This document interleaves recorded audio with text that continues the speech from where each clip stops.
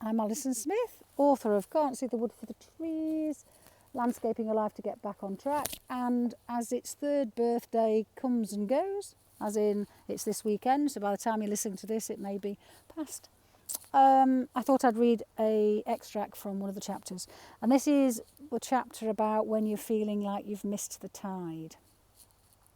Because each of the chapters in the book is a saying that we use when we're stuck. So it might be you can't see the wood for the trees, stuck in a rut, and in this instance, miss the tide.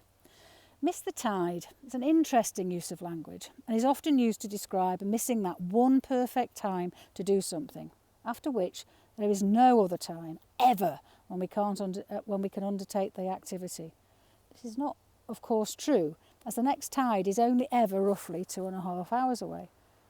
But I'm getting ahead of myself, and yet again I feel my behaviour, as I'm writing the book, is reflecting what we're often doing when we run the pattern of the saying.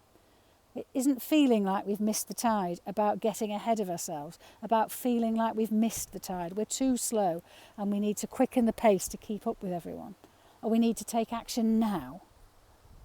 I'd like to share what happened once when I visited my local beach, as it's a great example of how you don't know what you will discover or notice until you're in nature. I arrived at Kirkcaldy Beach just after low tide, and as I typed, time passed, and I noticed that the rocks that had been visible had become lost in the sea again. They would be unseen other than by the fish until the next tide. Timing is everything. We can search for the rocks, but those at low tide only become visible for an hour or so every 12.5 hours. It's useful to understand how this relates to life. Patience is often needed before we can see what we need to see. We often judge ourselves or others for not noticing sooner. But judging isn't justified if something is only ever there to be seen 2 hours in every 24. Sitting on the beach and just watching at any other time of day or looking up rather than down the beach would not have given me that revelation. I had to be there during those 2 hours facing in that direction to see the uncovered rocks.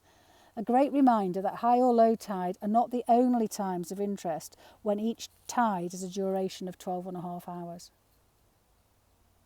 I can hear the sea more now as it slowly progresses across the sand to where I'm sitting. Everyone else is further up the beach beyond the high tide mark. But I needed to write here, and I realise now that this is because this experience had some answers for me regarding this chapter and the one on molehills.